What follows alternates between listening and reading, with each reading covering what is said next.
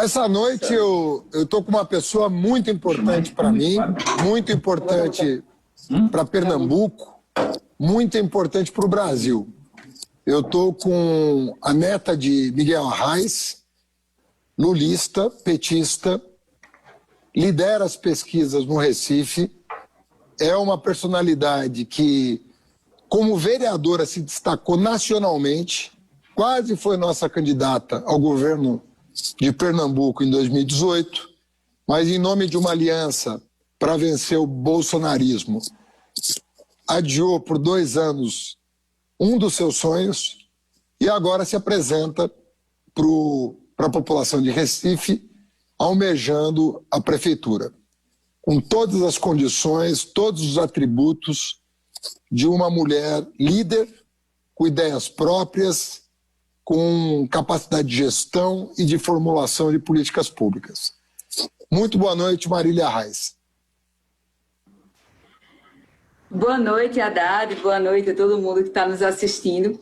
Eu sempre fico meio sem jeito toda vez que a Haddad fala assim, de mim, porque é uma pessoa que eu admiro tanto, ter uma opinião dessa sobre a luta que a gente vem travando, né, é muito significativo.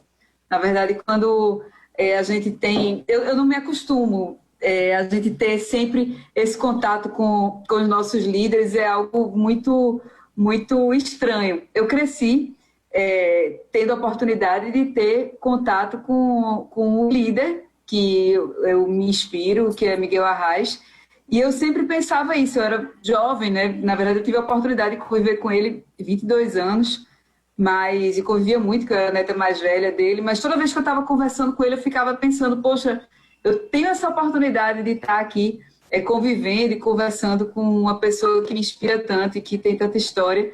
E quando eu vejo Haddad falando sobre mim, Lula falando sobre mim, assim, eu fico, poxa, que oportunidade que eu tenho. E a gente tem que reconhecer essas oportunidades e aprender cada vez mais, Haddad. Na verdade, essa luta e esse reconhecimento que a gente tem conquistado dia a dia é fruto principalmente da coerência ideológica com que eu pauto minha atuação desde muito cedo, quando comecei na política, e espero que a gente possa cada vez mais aprender com os erros e se inspirar nos acertos nossos e de outras pessoas, para que a gente possa cada vez contribuir mais com a sociedade. É esse nosso objetivo.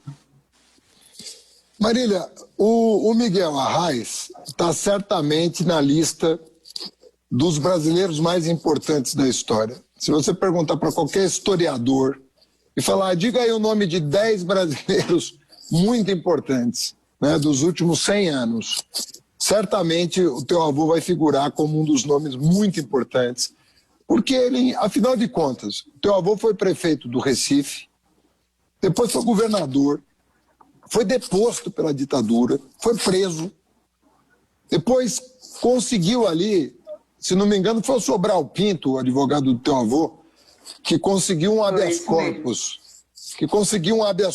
para que ele pudesse deixar a cadeia. Foi orientado pelo próprio Sobral Pinto de que a vida dele em liberdade não ia durar muito sob a ditadura, razão que o levou a deixar o país e ir para a Argélia, né, que o recepcionou, e onde ele teve uma atuação política importante também, que eu não conheço em detalhe, mas ouço falar muito, de que é uma pessoa que teve uma participação, inclusive é um nome celebrado na própria Argélia. Ou seja, uma pessoa que deixou marcas em outro país, o que não é fácil deixar marcas no próprio país, ainda o homem deixou marcas em 2, não é brincadeira, né?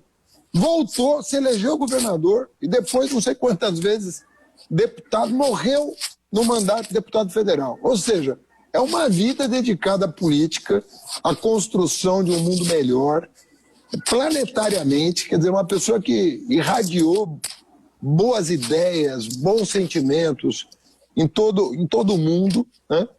E você teve a oportunidade de até 2005, né, que o seu avô faleceu, até 2005 conviver com essa grande personalidade. Como você mencionou ele, e coincidentemente, não tanto assim, era a minha primeira pergunta, eu queria saber o que ficou dessa tua relação com ele. Vocês conversavam sobre política, sobre o Brasil, você já era uma adolescente, um pouquinho mais que um adolescente, alguma coisa assim? Era jovem. Uma jovem. Mas já estava na faculdade, né? Ou seja, na faculdade você está, independentemente da família, você está abrindo a cabeça para o mundo. Então você estava ali com dois vetores atuando sobre a sua formação. A faculdade que você estava frequentando e a presença de uma personalidade como Miguel Arraes dentre as pessoas que conviviam com você. Então eu queria que você contasse um pouco, não da neta, da relação, também dessa relação, mas para além da relação avô-neta, o que vocês conversavam, o que ele te via como uma... Assim, ele tinha uma visão avançada da mulher, ele via a mulher, né, independentemente de você, mas a mulher, a figura da mulher, como uma peça-chave do desenvolvimento nacional, do desenvolvimento humano, politicamente falando. Como era essa relação? Você falou do reconhecimento que ele tem na Argélia e em outros países, e é realmente impressionante, Haddad. Eu estive na Argélia alguns anos atrás e várias lideranças políticas, inclusive que compõem o próprio governo atual, na época em que ele estava exilado na Argélia, eram militantes políticos que estavam compondo o novo governo. É importante lembrar que a Argélia era um país que estava, fazia pouquíssimo tempo, 2 anos, que estava independente, que havia havido aquela batalha de Argel, uma independência conquistada com muita luta pelo povo da Argélia, e foi um governo composto por esses revolucionários e que tinham uma relação muito próxima com Arraes. Ele por ser considerado uma liderança de esquerda, uma liderança popular e também porque era um intelectual, além de político, ele era um estudioso, né? Então, ele tinha essa influência, e não somente na Argélia, porque a Argélia terminou sendo um território em que exilados de vários países iam para lá, eram acolhidos lá na Argélia, exilados que faziam parte da luta popular. Então, tem amigos nossos de Moçambique, por exemplo, que participavam da Frelimo com o Samora Machel, e de diversos outros países que conviviam com a família e que até hoje ainda mantém essa convivência conosco. Quando eu cheguei na China, que me apresentei, a primeira coisa que o diplomata que estava nos recebendo perguntou foi o que é que eu era de Miguel Arraes. No Chile, outros companheiros lá do Partido Socialista do Chile também, quando me apresentei, comentaram e perguntaram. Ano passado, eu tive na Alemanha, numa missão diplomática, a convite do governo alemão, e o intérprete também, a primeira coisa que perguntou quando eu disse que era de Pernambuco, e ele viu o sobrenome Arraes, perguntou qual era o parentesco que a gente tinha. Então, ele realmente ficou como uma referência do Brasil em diversos lugares do mundo. E eu sou a neta mais velha dele, né? Eu sou a neta mais velha das mulheres, e a gente, por isso, também a gente tinha uma relação muito próxima. E estar na política, atuar na política desde muito cedo, era uma forma de me aproximar dele, de me manter próxima a ele, porque Arraes sempre dedicou mesmo sua vida à política, às atividades políticas de uma maneira geral. Então, estar ali era uma forma de me aproximar dele, de aprender mais com ele, de conviver mais com ele. E essa aproximação se deu num momento que não era fácil, não foi fácil para Arraes, que foi quando ele perdeu a última eleição que disputou para o governo do Estado, né, a 4ª eleição, em 98, e isso mostra o quanto o poder é efêmero e o poder impacta nas relações, né? Arraes, que era um homem que tinha toda essa história, que vivia cercado de pessoas por um tempo, e ficou um pouco mais sozinho, não sozinho, claro, a grandeza dele não diminuiu, mas eu vivi por algumas vezes esses altos e baixos do poder, e via uma pessoa como Arraes, uma liderança respeitada no mundo inteiro, sentindo também o impacto dessas planícies, digamos assim. Então, isso foi um fator de grande aprendizado e foi uma oportunidade a mais de me aproximar dele, de estar mais próxima ainda dele do que já era e de aprender bastante. E algo que ficou sempre, né, como ensinamento, eu já era jovem, estudava na mesma faculdade em que ele estudou, a Faculdade de Direito do Recife, aqui foi o primeiro curso jurídico do Brasil, e a Arraes também era formado lá na Faculdade de Direito, e eu estudava lá, então isso era um fator que nos aproximava também mais, e o que ele comentava da faculdade parecia que era um jovem comentando da faculdade naquela época, como se tivesse evoluído pouco, desde as atitudes dos professores ao comportamento dos alunos, e eu também pude testemunhar o quanto isso mudou quando houve a democratização do acesso às universidades durante os nossos governos, né, com as cotas. Hoje a gente vê pobre, negro na Faculdade de Direito do Recife, que sempre foi um curso bastante elitista. E o que ficou de Arraes foi a coerência. Muitas vezes a gente assistia a algum discurso dele, algum programa, alguma gravação dele mais antiga, de 10, de 20 anos atrás, e ele dizia, observe que nada mudou, né? Nada mudou do que ele vinha defendendo, da linha que ele vinha adotando, do discurso que ele fazia, das ideias. Então, isso sempre ficou muito, muito preso na minha mente, o quanto é importante a gente manter a coerência. Essa coerência que dá a respeitabilidade perante as pessoas. A gente não pode negociar o que a gente acredita, mesmo com muitas dificuldades que a gente possa enfrentar. E as escolhas que eu fiz na vida durante minha atuação política foram muito fruto desse aprendizado que eu tive com ele, tanto da coerência quanto da coragem. Não foi fácil quando eu escolhi para o PT, no momento mais difícil que o partido enfrentou. Na época eu era do PSB e já em 2014, desde o primeiro turno, quando o PSB começou a virar à direita, eu já rompi e apoiei o Partido dos Trabalhadores, apoiei a presidenta Dilma, desde aquela época, desde o primeiro turno. No segundo turno, o PSB foi apoiar Aécio Neves, eu já estava apoiando o PT. E em 2016, disputei minha primeira eleição pelo PT. Muita gente dizia, ela tá louca e tal, porque o PT estava num momento muito difícil. Não, 2016 foi um ano mais difícil da história do PT.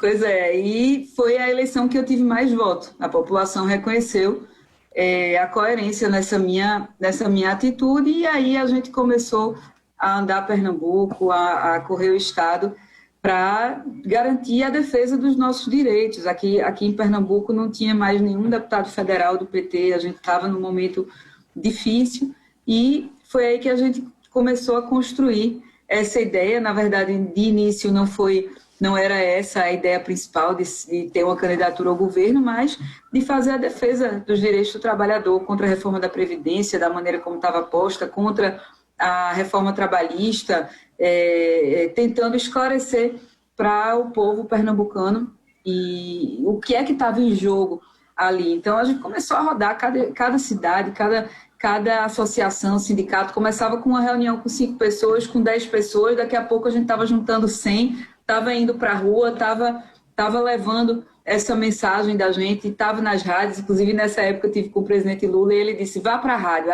é um grande instrumento, todo dia você tem que falar numa rádio. E eu cumpri essa missão que ele deu, e a gente começou a procurar as rádios, e todo dia eu entrava numa rádio, ou por telefone, ou presencialmente. Dei mais de 2.000 entrevistas de rádio em menos de um ano, e tudo isso foi uma construção. Em menos de um ano? Que terminou nessa... Foi. A gente... E rodei aí, só de carro, rodei mais de 200.000 quilômetros, só aqui dentro de Pernambuco. E foi assim que a gente fez essa construção. Não foi somente por conta de sobrenome, não foi só se escorando em uma coisa ou em outra. Foi com muito, muito trabalho e, claro, se inspirando. O sobrenome Arraes é uma referência, mas não é somente ele que existe, né? A gente, além dele, a gente tem uma militância, uma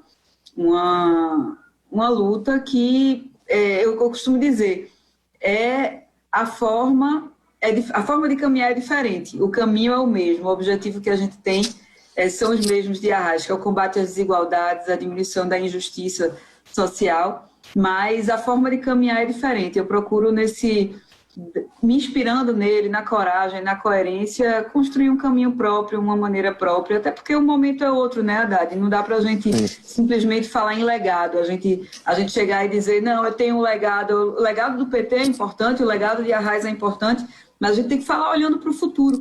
Aqui no Recife mesmo, estou falando muito, né? Você disse que eu podia falar à vontade, eu vou falar. O espaço é para as pessoas que estão nos ouvindo te conhecer, apreciar o teu discurso e sair dessa entrevista com vontade de te fazer prefeita do Recife, se Deus quiser. Vamos lá. Aqui no Recife, por exemplo, eu digo muito, uma das cidades que mais tem legado do PT para a gente defender, para a gente falar. As últimas grandes intervenções, tanto urbanas quanto sociais, aconteceram nos governos do PT. O Recife era uma cidade que sempre, historicamente, teve muita palafita. Nos governos do PT teve um investimento decente em moradia, que a gente conseguiu tirar as pessoas das palafitas, urbanizar as áreas. A Brasília Teimosa foi um marco no governo do presidente Lula. Ele esteve aqui com todo o seu corpo ministerial. E hoje a gente vê o Recife voltar a ser a cidade das palafitas. Quando a gente vai fazer uma análise do que foi gasto na cidade, por exemplo, em habitação, foi gasto 0,7% do orçamento em habitação em 2019. Isso é nada, isso é praticamente o custeio de um cabide de emprego de uma secretaria. Não tem investimento concreto em habitação, quando a gente sabe que precisa se buscar maneiras de se garantir esses investimentos. E desde 2013, o que a gente tem visto é que existem desculpas em cima de desculpas que são dadas. Por exemplo, quando se... Só um minutinho. Minha filha está aqui falando. Vem cá, falar com o pessoal. Oi, linda. Está aqui. Em 2013, se dizia que porque rompeu com a presidenta Dilma, vai ter candidato a presidente, não consegue investimento. Aí, eles votaram pelo impeachment da presidenta Dilma. Depois, ficaram meio assim com Michel Temer, romperam com Michel Temer também, então colocava a culpa em Temer. Agora em Bolsonaro. Claro que a gente sabe que o Bolsonaro persegue o Nordeste e tudo mais. Agora, a gente tem que bater na porta. É fazer o quê? É o que está aí. Enquanto ele não sai, é o presidente que tem, então tem que correr atrás de investimento, de linhas de financiamento, colocar o Recife de volta nas condições de se conseguir empréstimos com juros mais baixos, para que a longo prazo não se deixe a prefeitura quebrada, né? Então, tudo isso precisa de um esforço da prefeitura. Então, a gente precisa defender o legado do PT? Precisa defender o legado de Arraes, mas tem que falar também olhando para o futuro, o que é que a gente pode fazer no momento atual, quais são as condições que nós temos para fazer o Recife melhorar e combater as desigualdades, que tem sido o nosso maior objetivo. O Recife Cidade Inteligente tem 5 eixos, que são saúde, educação, mobilidade, cultura, esporte e lazer e combate às desigualdades. Mas, principalmente com a pandemia, a gente viu que a desigualdade ficou muito mais latente, muito mais evidente em todas as áreas, porque não tem mais investimento. De muito tempo para cá, não se teve investimento. E no Recife a gente precisa fazer diferente. Por exemplo, o orçamento participativo, na época em que se colocou em prática o orçamento participativo, funcionava daquela maneira. Hoje em dia, eu acredito que precisa ter uma gestão participativa, sim, é uma das nossas marcas, mas tem que ser de uma maneira diferente. A gente precisa usar a tecnologia, precisa usar de outras formas, inclusive para não reproduzir os vícios das eleições tradicionais, que a gente viu que eu ainda peguei no meu primeiro mandato de vereadora, a última legislatura do orçamento participativo, e terminava que se reproduziam os vícios das eleições normais. Isso era muito ruim, terminou que havia uma influência grande dos vereadores, de poder econômico nas votações do OP. Então, a gente tem que democratizar mais esse acesso, colocar a tecnologia para incluir socialmente, não para incrementar a exclusão social, e resolver problemas que são históricos, que entra uma gestão, sai outra gestão e não são resolvidos. Eu acho que todas as gestões têm pontos positivos e negativos. O que a gente precisa se comprometer é a aprender com os erros, a consertar o que está errado, mudar o que está errado e melhorar o que está acontecendo. Então, esse é o debate que a gente tem feito aqui. Haddad, principalmente olhando para o futuro, não só olhando para trás, claro, fazendo a defesa do que deve ser defendido, mas olhando para o futuro com ideias novas também. Marília, é uma coisa até triste de lembrar que na nossa campanha, você vai lembrar evidentemente do slogan, nós estamos juntos fazendo campanha em Pernambuco, você do meu lado, do lado da Nistela, que estava comigo, e a gente dizia, o nosso sonho é que o brasileiro, ao invés de ter uma arma em cada mão, como propõe o Bolsonaro, tenha numa mão um livro e no outro uma carteira de trabalho. E eu não sei o que pensar do que aconteceu, mas o fato é que se tem uma coisa que o Bolsonaro prejudicou, foi justamente o emprego e a educação. Sobretudo pela maneira como ele lidou com a pandemia, né, uma maneira desastrosa. Ele postergou as medidas que deviam ter sido tomadas na origem, e ele, de certa maneira, ao postergar as medidas, que ele acabou nem tomando, porque tomaram por ele adiou a solução do problema. Então nós ficamos num estado crônico. É uma coisa estranha o que aconteceu no Brasil, porque foi uma mistura de pandemia com endemia. Nós ficamos num estado crônico durante 6 meses. E até hoje nós temos pouca segurança em mandar as crianças para a escola e tal. A gente sabe que prefeito gerar emprego é uma coisa muito complexa, porque o prefeito tem um orçamento limitado, ele pode ter obra, frente de trabalho, isso sempre ajuda. Mas agora, na educação, o prefeito pode fazer muito. Na educação, pode fazer. E as crianças, evidentemente, não podem voltar para a escola a não ser numa situação de segurança. Agora, quando essa segurança for restabelecida, seja pela vacina, seja pela queda drástica da contaminação, nós vamos ter que recuperar o tempo perdido. Eu queria saber, qual que é o teu diálogo com o setor da educação? Você está numa terra de educadores, grandes personalidades da educação, grandes literatos, grandes escritores. Ou seja, Pernambuco já deu para o Brasil nomes proeminentes em todas as áreas da cultura. É uma terra, gente culta, gente inteligente, gente que tem uma relação com a produção artística, com a produção literária, com o teatro, enfim. É uma terra que, né, não é mole não, né? Eu queria saber qual que é a tua relação com esses setores que estão sendo tão maltratados pelo governo federal. Sobretudo educadores, cientistas, classe artística, né, escritores. Você está buscando uma aproximação com essas pessoas, né? Você tem 2 eixos do teu plano de governo que dialogam com isso. Como é que você pretende atuar nessas áreas? Tô vendo, filha. Vem mostrar aqui teu casaco pro pessoal. Todo mundo vai achar lindo. Vem cá. Gente do céu! Olha aqui. Como chama? É a namorada do Pato Donald, essa? Não, é porque é de estrelinha o casaco dela. Aí... Ah, o casaco é de estrela? Ah, bom, tá fazendo propaganda.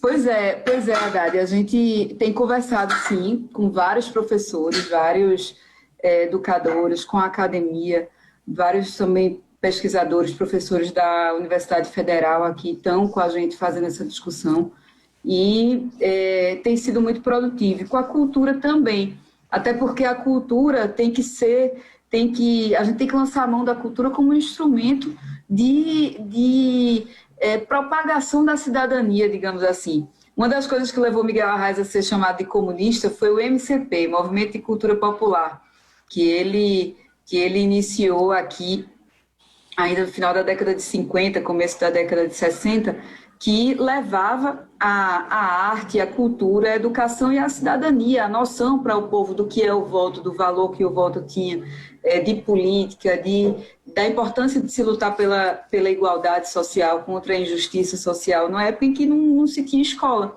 para as pessoas, né? Então, que o analfabetismo era muito mais alto do que hoje em dia.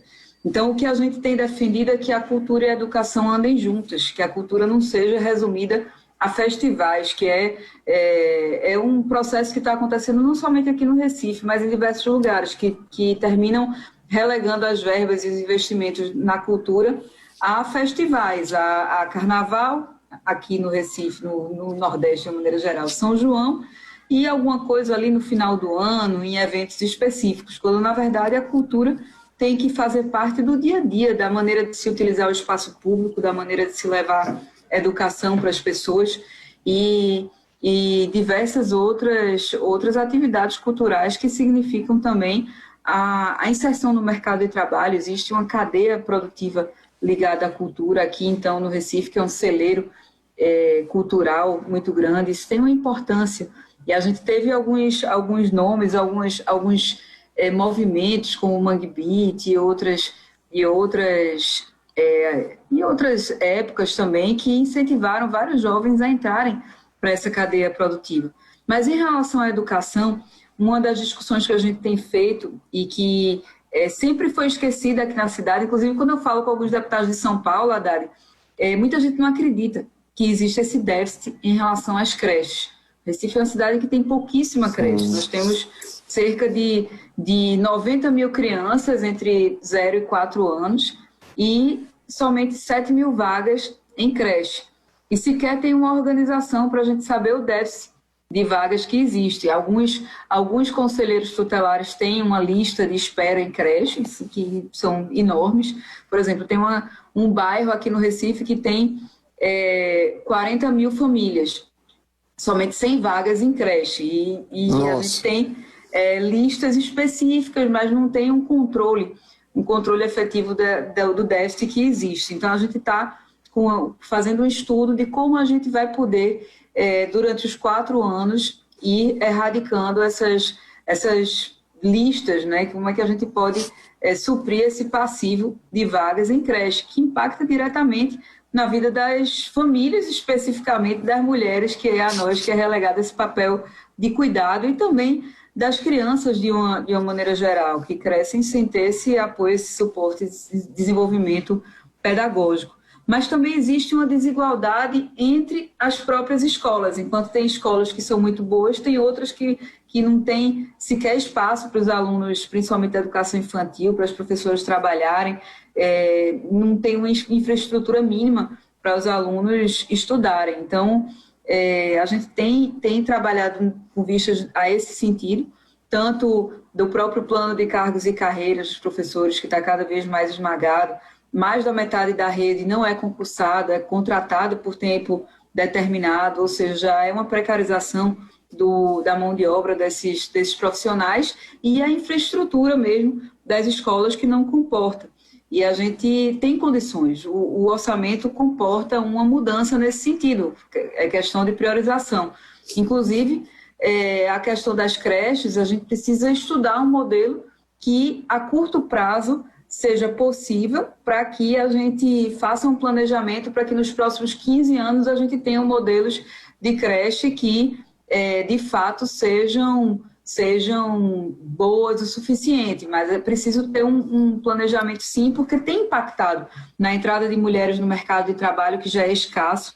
Eu tenho conversado com especialistas também nesse sentido, para a gente ver como é que a gente vai fazer a retomada econômica de uma cidade que já não era muito gentil com investidores, com empreendedores. E todos dizem, olha, na situação que a gente está atualmente, de precarização das relações de trabalho, a gente tem que falar em gerar renda. Infelizmente, né? O emprego de carteira assinada, se gerar nesse momento como a gente está hoje, é bem complicado. Agora, tem que se incentivar o empreendedorismo para que as pessoas sejam menos exploradas quando se tornam empreendedores por vocação. Não dá para a gente considerar empreendedor, como a prefeitura tem feito, por exemplo, distribuir, sortear, na verdade, smartphone e bicicleta para jovem entregar aplicativos. Se é para ser empreendedor por obrigação, então que a prefeitura intermedie uma boa relação entre essa pessoa que está buscando uma qualificação para ter o seu negócio, para ter sua renda, na verdade, mas que seja menos explorada na situação que o mercado está submetendo os trabalhadores. Mas eu queria saber de você alguns exemplos de políticas públicas que a gente pode se inspirar aqui para o Recife em relação à educação, você que é um símbolo para todos nós da luta pela educação inclusiva de qualidade no país. Olha, Marília, eu acho que o maior desafio, né, eu acho que você, em primeiro lugar, você tocou num ponto que para mim é central. Pouca gente fala, porque o Lula fez tanto pela educação do Brasil que é difícil apontar onde ele fez mais, sabe? Foi na superior, foi na básica, foi na infantil, foi na especial, que na verdade foi em tudo. Ele multiplicou por 5 o orçamento do Ministério da Educação. Por 5 em 8 anos. Então é uma loucura o que ele fez. Isso permitiu a gente investir em todas as etapas. Então, ele foi o presidente que mais expandiu creche no país, ele foi o presidente que universalizou pré-escola, ele foi o presidente que melhorou mais a qualidade do ensino fundamental, ele foi o presidente que mais abriu vaga na universidade, sobretudo para as classes trabalhadoras. Então, isso é inegável. Agora, você apontou um dado, que é a educação infantil, que é crucial para o desenvolvimento do país. Então, já te dou aqui nota 10 aqui, porque você botou o dedo na ferida. Agora, uma coisa que é pós-pandemia é a questão de tirar o atraso que as crianças inevitavelmente vão ter que enfrentar. Ou seja, tem que ter uma política de tirar a defasagem que foi criada pela pandemia, agravada pelo governo Bolsonaro, que não soube coordenar as ações para encurtar o prazo da pandemia. Isso que as pessoas precisam entender. A ação do Bolsonaro, ao invés de encurtar o prazo da pandemia, alongou. Então, uma coisa que poderia durar 90 dias está durando 180. Esse é o problema do governo Bolsonaro. Ele alongou, ele dobrou o tempo de solução do problema, por falta de determinação, falta de coordenação. Bom, esse atraso não vai ser tirado em um ano. Você não vai conseguir, em um ano, oferecer 1 ano e meio de conteúdo para essas crianças. Então você vai ter que planejar em quanto tempo nós vamos tirar essa defasagem e garantir para as famílias que essa criança que foi prejudicada pela pandemia, ela vai se formar como a geração que concluiu os estudos foi capaz de se formar. Então vai ter que ter um planejamento pedagógico de médio e longo prazo, de coordenação das ações, e eu sei da sua capacidade de gestão, para que a gente passe para as famílias a segurança de que os filhos dessas famílias, filhos e filhas, vão ter a sua recuperação garantida, porque não é culpa deles ter criado uma pandemia. E se alguém tem culpa nessa história desse prazo todo, é o governo, que não soube fazer a gestão da crise. Mas, enfim, você vai assumir dia 1º de janeiro em condições de falar para as famílias, olha, eu tenho 4 anos de mandato e eu vou tirar essa defasagem através de um planejamento que eu vou fazer junto às redes, com os diretores, com os professores, né, com os gestores, e nós vamos tirar esse atraso de maneira a entregar uma criança plenamente formada, com total capacidade de inserção no mercado de trabalho, na vida cidadã. Então eu acho assim, que a tua tarefa no ensino fundamental, sobretudo, que é a atribuição da prefeitura, tem que ser expandir a educação infantil, como você falou, essencial isso aí, tem que ser o alto das prioridades e garantir às famílias que você não vai deixar nenhuma criança para trás. Olha, e Haddad, é importante dizer que a educação não é desconectada de outras áreas, porque não é somente porque a pessoa não tem acesso à internet ou não tem um celular. Na verdade, a desigualdade, a pobreza é que gera essa exclusão, esse apagão educacional que a gente está vivendo. Não é somente a falta de um equipamento ou de outro. Quando você vai para a vida real, no dia a dia, de quem está na periferia, de quem está nas áreas mais pobres da cidade, não tem condições da criança participar de uma aula, ainda que ela tivesse internet, ainda que ela tivesse o equipamento, tem que ter um lugar para assistir a aula, tem que ter muitas vezes uma orientação, um acompanhamento de alguém ao lado, e não dá. Às vezes a mulher, muitas vezes, né, metade das famílias, cerca de metade das famílias é uma mãe sozinha que toma conta dos filhos, a mulher tem ali 3, 4 filhos em idade escolar e nem tem equipamento, nem tem internet, nem tem lugar para aquela criança assistir aula, nem ela tem instrução, condição, paciência, tempo suficiente para estar ali com aquelas crianças. Então, é um conjunto de fatores que leva a essa diminuição das oportunidades e que a gente tem que trabalhar como um todo, desde a moradia, a assistência social. Né? Eu acho que também a questão da inclusão digital, você sabe que eu fiz aqui praças Wi-Fi. Na minha época, 8 anos atrás, não tinha praça Wi-Fi na cidade de São Paulo. Eu espalhei 150 praças Wi-Fi. Dava para 30 mil pessoas simultaneamente acessar a internet gratuitamente na cidade de São Paulo, pago pela prefeitura. E agora, enfim, nem isso é suficiente. Agora, eu sou da opinião, como educador, como professor, que assim, criança tem que estar na escola e a escola é presencial, com os coleguinhas, com a professora, é assim que você educa. Mas a inclusão digital é inevitável. Nós não podemos esperar o século 22 para incluir as pessoas digitalmente, como aconteceu com a energia elétrica no século 20. Precisou o Lula chegar à presidência para garantir o luz para todos. Será que nós vamos esperar 100 anos para garantir a banda larga para todos? Não dá. O Brasil precisa. É que com esse governo... Pernambuco foi antes de Lula, viu?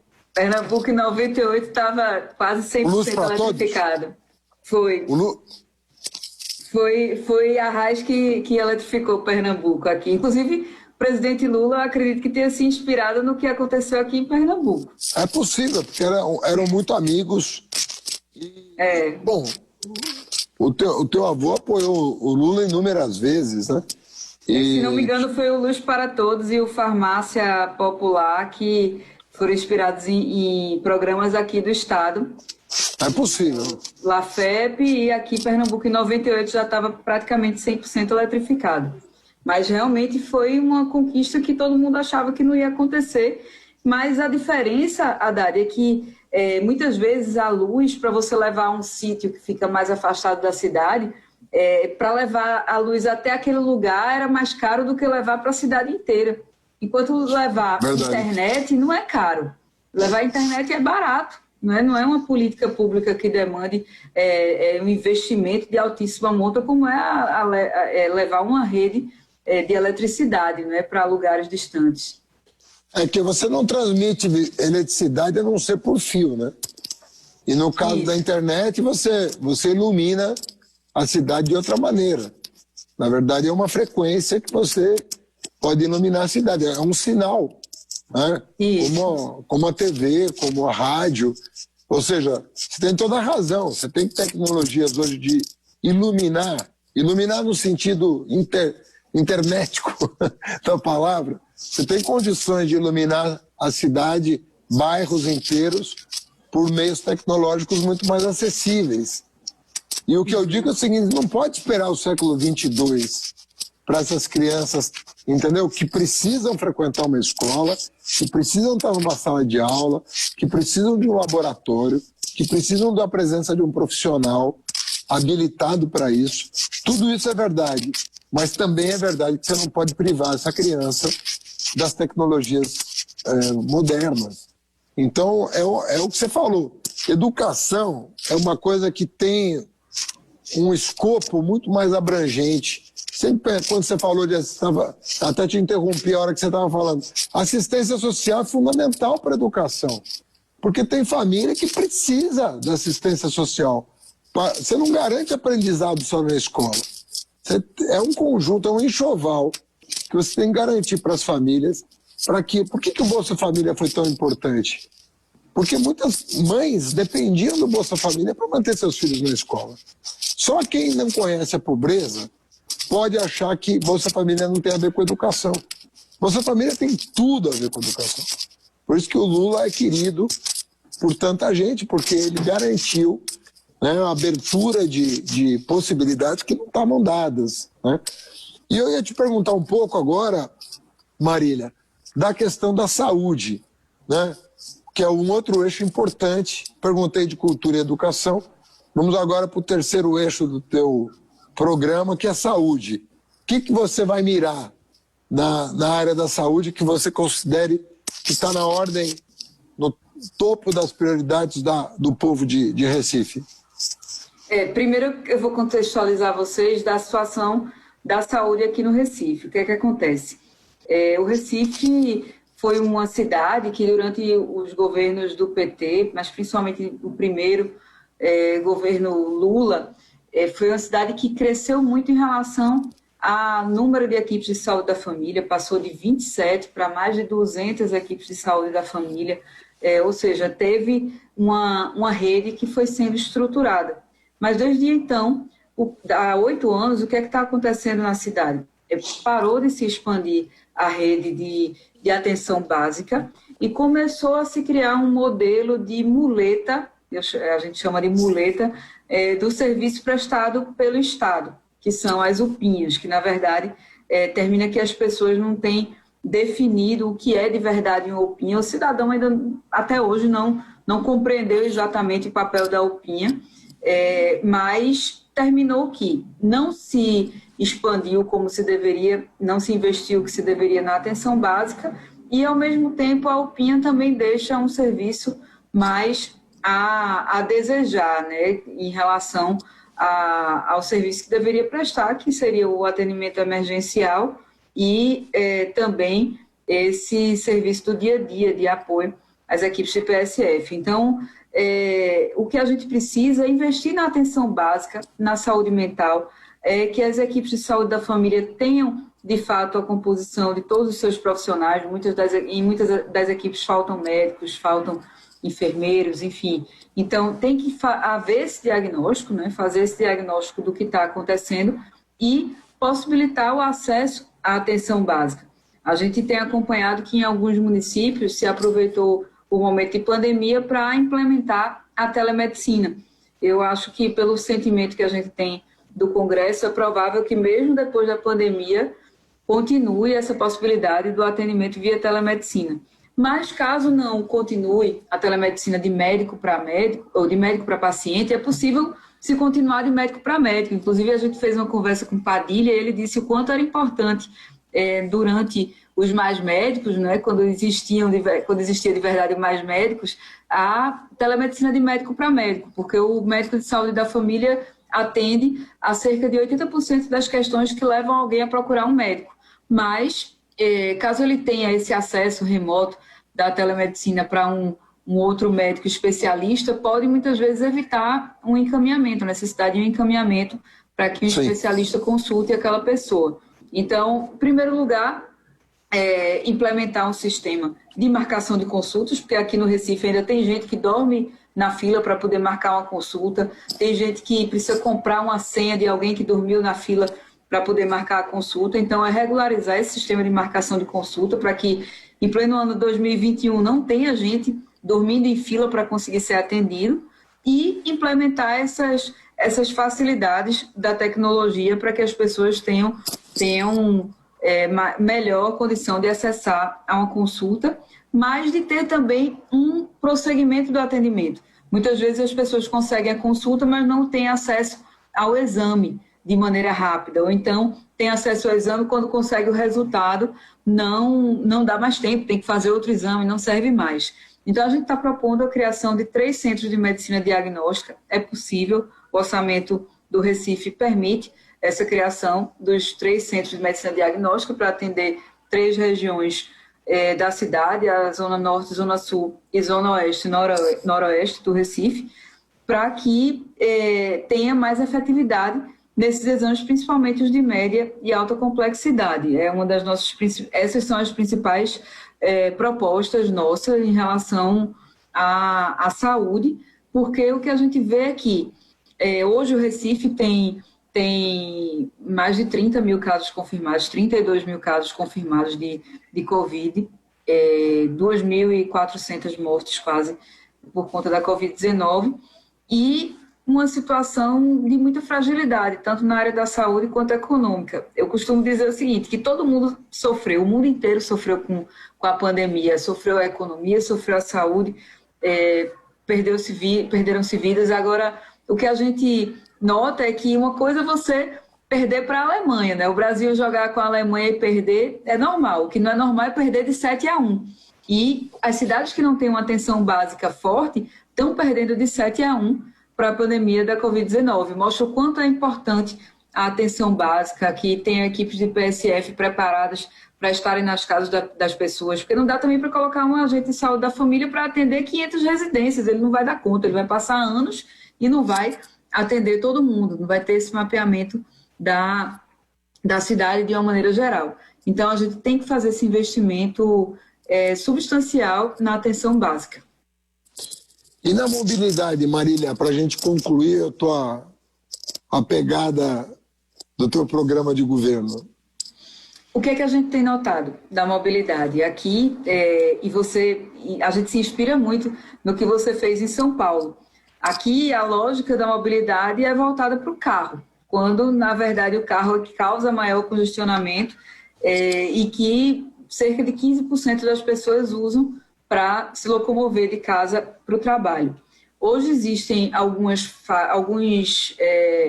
caminhos, né, alguns pedaços de faixas exclusivas de ônibus e pedaços de ciclofaixa. Mas o que é que a gente nota? Que não existem ciclomotas. Integração. Exatamente, não seguem uma lógica, não seguem uma funcionalidade. Tanto integração entre os modais, quanto de se levar as pessoas dos locais de moradia para os locais de trabalho, que isso é facilmente identificável. Então, o que a gente quer fazer é seguir uma lógica nessas ciclofaixas. Inclusive, Haddad, não sei se vocês devem ter identificado, deve ser uma situação parecida em São Paulo, mas aqui a maior parte das pessoas que usam a bicicleta, cerca de 12% das pessoas usam bicicleta e a pé para se locomoverem, a grande maioria é homem. Por quê? Porque é arriscado andar de bicicleta. Imagina uma mulher que é diarista, que precisa trabalhar para ganhar seu dinheiro, que tem aí 3 meninos para sustentar e não pode se acidentar de jeito nenhum. Ela não pode correr o risco de ficar aí parada 1 mês, 2 meses por causa de um acidente de bicicleta. Então, a mulher tem essa... a gente identifica que é essa situação dos usuários de bicicleta, né, dos ciclistas. Então, a gente oferecendo condições seguras de se deslocar de bicicleta. O Recife é uma cidade territorialmente pequena. A maior parte das pessoas percorrem uma distância de até 5 quilômetros para irem até o trabalho, que dá para fazer de bicicleta. Então, tranquilamente, com segurança. Pois é uma cidade plana, né? Não é Olinda. Olinda é uma cidade que tem aí as ladeiras, mas o Recife é uma cidade que tem morros, mas que grande parte do seu território é plano. Então, dá para se locomover de bicicleta de uma maneira segura. E a bicicleta é o transporte do trabalhador. O transporte coletivo é um transporte caro. Enquanto não tem vacina, é o transporte mais seguro.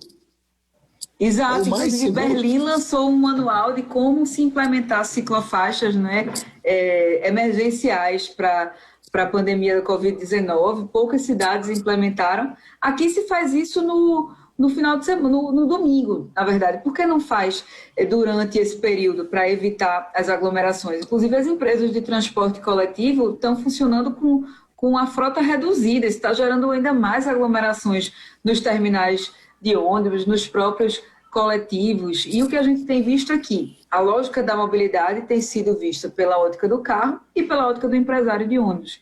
Não é isso que a gente quer. A gente precisa colocar a serviço do usuário e fazer valer a força que o Recife tem no consórcio metropolitano. Na verdade, a cidade do Recife sozinha não tem condições de impor, fazer algumas imposições que a gente gostaria, mas é a cidade mais forte do consórcio metropolitano, é a capital, e tem um poder de mobilização com outras cidades da região metropolitana.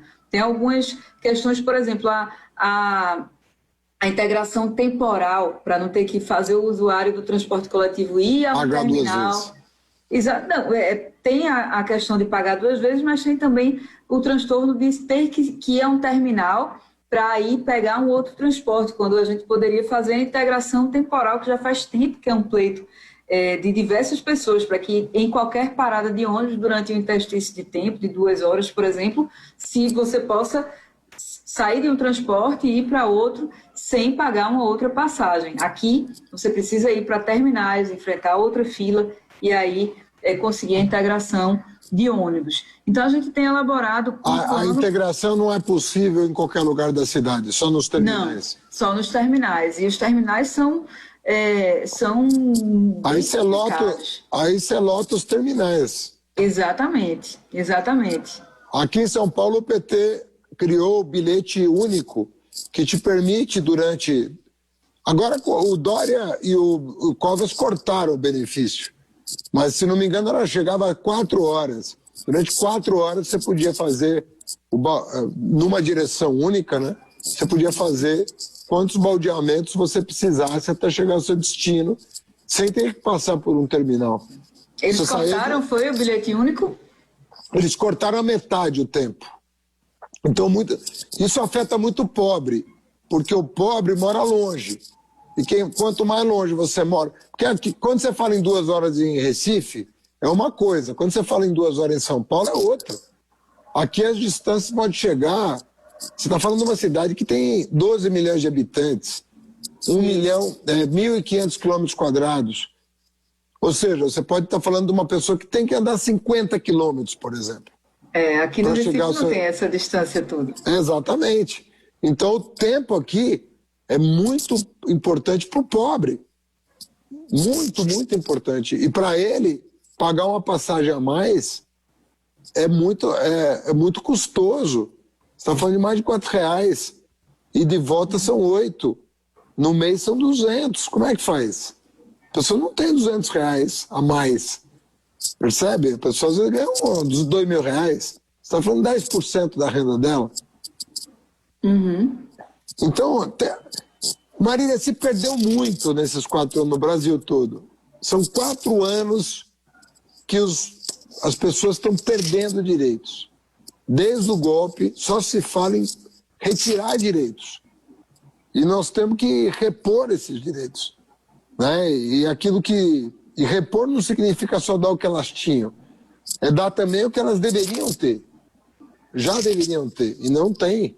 Como é o caso do bilhete único. Entendeu? Uhum. Aqui, Marília, a gente chegou a criar um bilhete que era mensal. O sujeito que fazia uma compra de um bilhete pelo mês. E ele andava quanto ele quisesse durante um mês inteiro, pagando uma tarifa mensal. Justamente como tem em vários lugares do mundo, né? Como tem em vários lugares do mundo. Agora, o transporte é visto pela ótica do empresário, né? Existe uma força muito grande que termina interferindo, entra governo, sai governo, e não tem governantes com coragem suficiente para fazer determinados enfrentamentos que precisam ser feitos. Uma coisa que a gente fez aqui também, que ajudou muito o transporte, por incrível que pareça, foi a lâmpada LED. A gente iluminou com LED os bairros pobres da cidade todos, porque muita gente não pegava ônibus, sobretudo as mulheres, com medo de andar à noite, em rua mal iluminada. O LED ilumina 3 vezes o que uma lâmpada comum ilumina. E as mulheres pararam de ter medo de andar, porque conseguem enxergar quem está vindo a 100 metros de distância. Então você consegue combinar coisas. Muita gente acha que trabalhar pela segurança é só colocar uma arma na cintura, né? Aqui mesmo teve uma discussão bem polêmica sobre o armamento da Guarda Municipal. Porque o que acontece? A Guarda tem mais de 150 anos, sempre foi armada, a Guarda do Recife. De 8 anos para cá, foi desarmada. Então, eu fui para um debate e me perguntaram: o que é que você acha de armar a Guarda? Você é contra ou a favor? Eu disse: olha, eu não vejo problema de a gente discutir o armamento da Guarda, de voltar a armar a Guarda, na verdade, com o treinamento necessário, com toda a qualificação com o combate ao racismo institucional, tudo isso. Agora, não pode se pensar que isso é a solução, né, para tudo. O que a gente precisa é trabalhar a cidade de uma maneira que auxilie na segurança pública. A gente não pode também fazer da guarda uma mini PM, uma mini polícia, achando que colocar uma arma na cintura vai resolver todos os problemas. Muito pelo contrário. A iluminação é importante, o uso do espaço público, a gente levar maneiras de a cidade ser vivida pelas pessoas. Tudo isso melhora a segurança, a situação, a sensação de insegurança quando as pessoas vão para as suas casas e os espaços públicos estão sendo utilizados, estão sendo bem iluminados, bem cuidados, que as pessoas se apossam deles, né? Então, tudo isso reflete direto isso e outras questões, a própria educação, a inclusão social de uma maneira geral reflete positivamente na segurança, vai muito além da polêmica de se armar ou não uma guarda ou qualquer outra instância, né? Marília, como é que está a tua vida? Você ainda está reclusa, já está saindo um pouco, já consegue conversar com lideranças, com líderes comunitários, interagir para a formulação de plano de governo? Como é que você está lidando com a pandemia em meio à campanha já? Já estamos quase começando a campanha, né? Já faz uns meses que eu quase que voltei à vida normal. Mas, Haddad, na periferia a gente não viu uma mudança efetiva, né? Na verdade, o povo pobre, ficar em casa foi um privilégio para a classe média, para poucos, né? Nós que tivemos essa oportunidade de ficar em casa durante um período, nós somos poucos, foi um privilégio. Na verdade, o povo pobre precisou continuar saindo para trabalhar, pegando transporte lotado e está levando uma vida relativamente normal. É isso que a gente tem visto na periferia. E o pior, com muitas dificuldades, muita gente perdendo o emprego, muita gente perdeu o emprego ou está com dificuldade de ter sua renda, quem trabalhava no comércio informal, por exemplo, quem trabalhava na informalidade. As crianças, muitas mulheres precisando sair dos seus empregos, porque não tem com quem deixar as crianças nesse momento sem escola. Então, é uma situação bastante difícil. A gente tem ido, sim, à periferia, conversar com as pessoas, conversar com lideranças e com as pessoas de uma maneira geral. Eu faço política, Haddad, eu costumo dizer, sem intermediários. Muita gente precisa de um candidato, de alguém para chegar na comunidade. Eu costumo ir e conversar direto com as pessoas, passar falando com as pessoas e visitar, ver a realidade. E não tem sido fácil, eu tenho ficado muito preocupada com o que a gente tem encontrado na cidade, principalmente nessa situação mais difícil. Já faz uns meses que a gente está aqui nessa luta. Eu peguei Covid, né? Eu já peguei faz um tempinho, até fiz o teste recentemente e ainda estou com os anticorpos bem ativos. A gente não sabe também se pega de novo ou não, mas eu acho que essa... com os anticorpos, né? Teoricamente, sim, né? Nessa doença tão desconhecida que a gente não sabe, mas graças a Deus não faço parte do grupo de risco e eu acho que nesse momento a luta para a gente conseguir iniciar esse processo de resgatar o Brasil para os brasileiros, de a gente ter municípios com lideranças comprometidas em resgatar o nosso país, né? Mais importante. Então, estou indo à luta mesmo e que a gente consiga superar esse momento difícil que o Brasil está vivendo. E como é que você está sentindo a receptividade? Bom, você já foi candidata, você sabe como é que é a temperatura na rua, né? Como é que você está sentindo a receptividade? Eu tenho visto as pesquisas por enquanto, ainda não sei se são oficiais ou não, mas eu recebo números do Recife. Mas quero crer que você está sentindo na rua já um pulsar diferente. A gente tem sentido essa boa receptividade, né? Ainda bem, como eu te falei, Haddad, quando a gente tem coerência, mesmo quem discorda da gente respeita e até se dispõe a dar um voto de confiança muitas vezes. Aqui a gente tem, né? A gente tem esse público nosso de esquerda, o público lulista, né? Como você falou que nós somos, mas tem aquela parte que, na verdade, não tem um lado definido, mas que termina parando para ouvir, porque a gente adquiriu essa respeitabilidade ao longo dos anos pelas atitudes que tem. Mas o que a gente tem visto é que o povo está entristecido mais do que em outros momentos, viu? As pessoas isso eu noto também aqui. Estão desanimadas, né?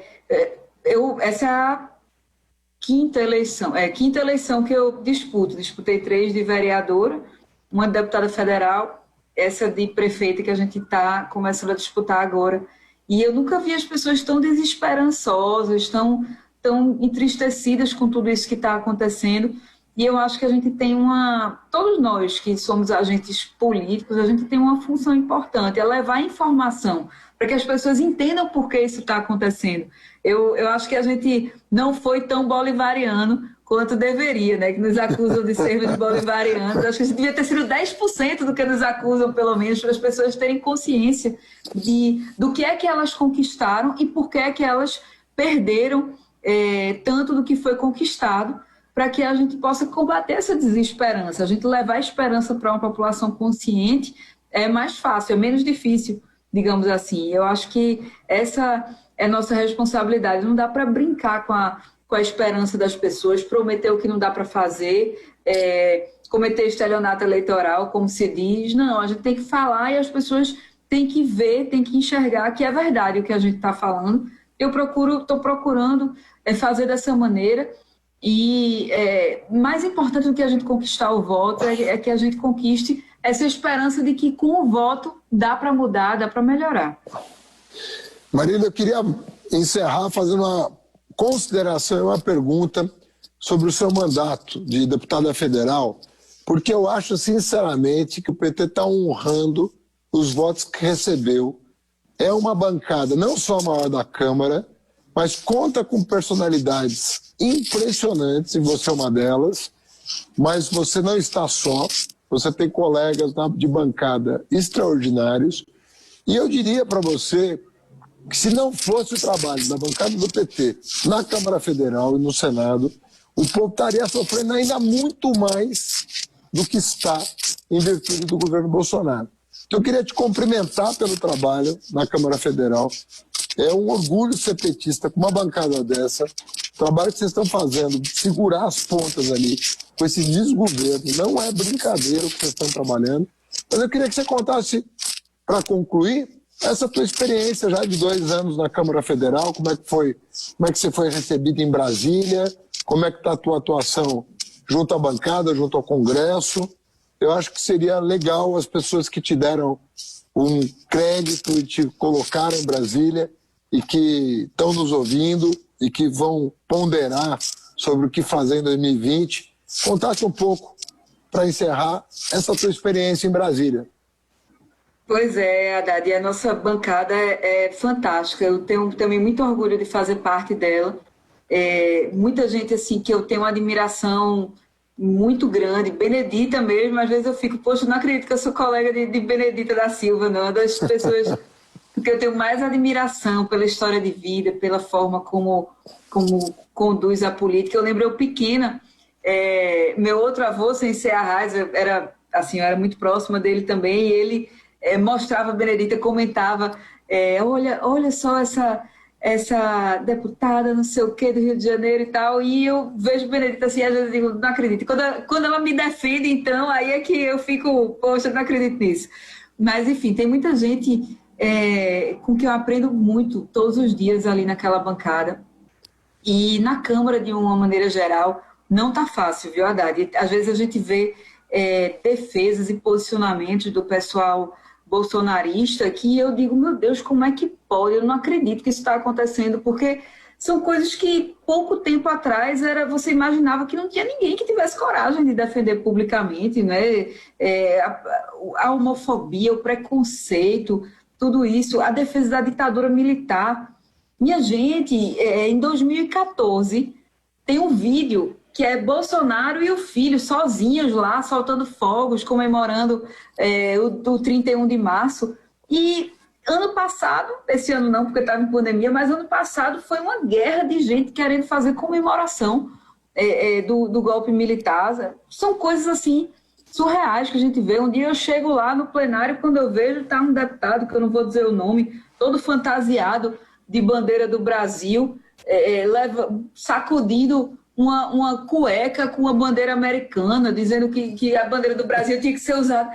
Então, assim, é um momento muito difícil. A internet tem um papel fundamental nisso, né? A gente tem muitos parlamentares ali que se comportam, na verdade, como youtubers. Inclusive, eu tive uma dificuldade muito grande no começo de chegar e fazer live, de fazer as coisas, porque eu dizia, não, esse pessoal que faz isso não pode, porque você vê, tem uma votação, é o pessoal votando e lá fazendo live, falando com as pessoas. Uma mudança de comportamento muito grande em relação ao que a gente acompanhava de antes, né, da Câmara Federal, de como eram. Tinha ali vários ex-governadores, né, pessoas ex-prefeitos de capital, muita gente. E hoje em dia tem muita gente que está ali no primeiro mandato, principalmente do lado mais à direita, que tem posicionamentos que são mais complicados, e a gente tem feito esse embate. E eu acho que tudo isso a gente tem que utilizar como uma forma de conscientizar as pessoas do que é o voto para deputado federal. O voto para deputado federal define o futuro do país, não é somente o voto para presidente, né? E quando você vê certas pessoas que estão ali, muitas vezes também só negociam, como foi o caso da reforma da Previdência. A reforma da Previdência, houve negociações de emendas, isso aí não é segredo para ninguém, inclusive o próprio ex-ministro da Saúde disse, não, é porque a gente vai negociar, não sei o que e tal. Teve deputado que negociou pelo voto 400, a indicação de 400 milhões, de 40 milhões, desculpe, em emendas parlamentares, quando as emendas individuais são cerca de 15 milhões para cada um. Então, é importante que a gente leve para as pessoas entenderem qual é o papel do deputado federal, qual é o papel do parlamentar, e tem sido de muito aprendizado, viu, Haddad? Sem dúvida alguma, a gente chegar na prefeitura depois desse aprendizado de ter passado pelo Congresso Nacional. E, claro, os 10 anos de vereadora, eu acho que não tem aprendizado igual, principalmente porque foi no início da minha vida pública. Então eu iniciei a vida pública com um contato muito mais direto com as pessoas, com as comunidades, com problemas do dia a dia, né? Como você mesmo, já vi você falando uma vez que os problemas da casa para dentro são tratados pela esfera federal, a economia, o que é que você consegue levar para sua mesa, o que é que você compra para dentro da sua casa. Agora, da porta para fora, é a prefeitura, né? O município que toma conta, a calçada que não está feita, a rua, a iluminação, enfim, o agente de saúde que não vai na sua casa.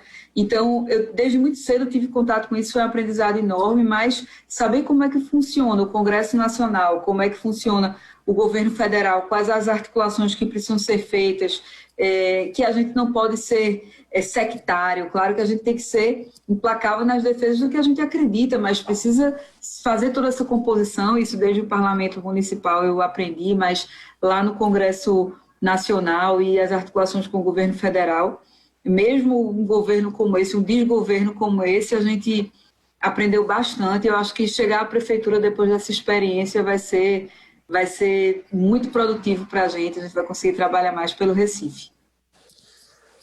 Eu conversei essa segunda-feira ao vivo aqui com a Marília Reis, que dispensa apresentações porque é uma pessoa que tem uma projeção hoje nacional. Não é só pelo sobrenome, que deve honrá-la muito, porque é uma das grandes personalidades históricas desse país, mas também pelo fato de ter tomado decisões difíceis na vida, em momentos cruciais da vida nacional recente, e que reúne qualidades únicas, na minha opinião, para pleitear um cargo tão importante numa das principais cidades do país. Conhece a cidade, 3 vezes vereadora, conhece Brasília, que eu diria que é fundamental a reunião dessas duas coisas. Quem quer ser prefeito tem que conhecer a cidade, mas não pode desconhecer o país. E a Marília reúne não só a genética boa, a política boa, a cultura boa, mas reúne o conhecimento necessário para apresentar um grande plano de governo. E eu que estou doido para ir para o Nordeste, quem sabe dia 1º de janeiro tem um destino. Se chegar o convite, um destino certo para poder passar o Réveillon aqui e passar Então, Marília, queria te agradecer essa oportunidade de conversar com você. É sempre muito bom te encontrar virtualmente, presencialmente. Você é uma pessoa que passa uma energia maravilhosa, contagiante. E, se Deus quiser, o Brasil retoma o rumo do desenvolvimento a partir das prefeituras, rumo a 22, para um mundo melhor. Né? Vamos lutar muito para o brasileiro se reencontrar com a sua própria nação. Esse divórcio tem que acabar e a união tem que prevalecer. Suas palavras finais. É muito bom conversar com você e eu queria dizer para você e para muito jovem que está nos assistindo que a sua disputa à presidência da República foi simbólica para a gente. A virada geracional na política não é fácil e você cumpriu uma missão que mostrou o preparo que você tem, a preocupação que você tem com o nosso país, com as pessoas, o quanto você tem o respeito, a forma como você trata as pessoas e a coisa pública mostra que é possível fazer essa virada geracional com a competência que você carrega e que tantos jovens carregam, né? Eu estou aqui no caminho também, eu estou com 36 anos, mas estou aqui nessa caminhada para ajudar a fazer essa transição geracional, inclusive nas próprias disputas do nosso partido e outros partidos também, a gente inspirar outros jovens a entrarem na política. Na nossa bancada mesmo, são pouquíssimos, se não me engano, somos 3 que temos menos que 40 anos. E abaixo de 50 anos também são poucos. Então, isso é muito simbólico ter uma pessoa como você disputando a presidência, com a competência com que você disputou, com que você discutiu o Brasil. E muita gente, sem dúvida alguma, tem hoje um remorso não ter votado no professor. Mas o importante é que a gente está aqui, que a gente não desiste, que a gente resiste, que a gente continua com compromisso com o nosso país. Aqui no Recife, a gente vai já começar, a partir de 2021, a trabalhar para a retomada do Brasil, para os brasileiros, para a gente acabar com esse divórcio e voltar para o casamento, a união estável, seja lá o que for, do Brasil com o nosso país, trazer o povo de volta para a agenda da presidência da República. E os municípios vão ter um papel essencial nisso. Quando você for votar, aliás, todo mundo que está aqui nos assistindo, converse com as pessoas, a importância de se escolher um prefeito, um vereador, com os compromissos que você quer para 2022 também, que a gente possa fazer essa conexão. Nada é desconectado, o município não pode ser desconectado da União, da nossa federação. Então, gente, muito obrigada, Haddad, sempre é uma honra falar com você, aprender com você, que a gente possa mais vezes conversar. Eu quero saber mais aqui o que é que você tem para opinar com a gente no nosso programa de governo. Vamos fazer mais discussões sobre educação, sobre diversas áreas que você implementou tão bem aí em São Paulo. Eu quero falar mais sobre a mobilidade, sei que você tem muito para falar com a gente, para conversar com o Recife sobre isso. E queria chamar quem está nos assistindo aí pelo Facebook de Fernando Haddad para nos seguir nas redes. Marília Arraes, no Facebook, no Instagram, no Twitter. Segue a gente. Se conhecer alguém do Recife, chama para conhecer as redes da gente, as propostas que a gente tem feito. Haddad, muito obrigada e até a próxima. Grande beijo, Marília. Até a próxima. Um beijo para quem está nos assistindo, para o Recife e para o Brasil. E na próxima segunda-feira, sempre nesse mesmo horário, uma pessoa dessa estatura, se Deus quiser, semana que vem nos espera. Difícil alcançar a Marília, mas eu vou tentar. Grande abraço para todos. Beijão, Haddad. Valeu. Beijão, pessoal. Tchau, tchau. Valeu. Tchau.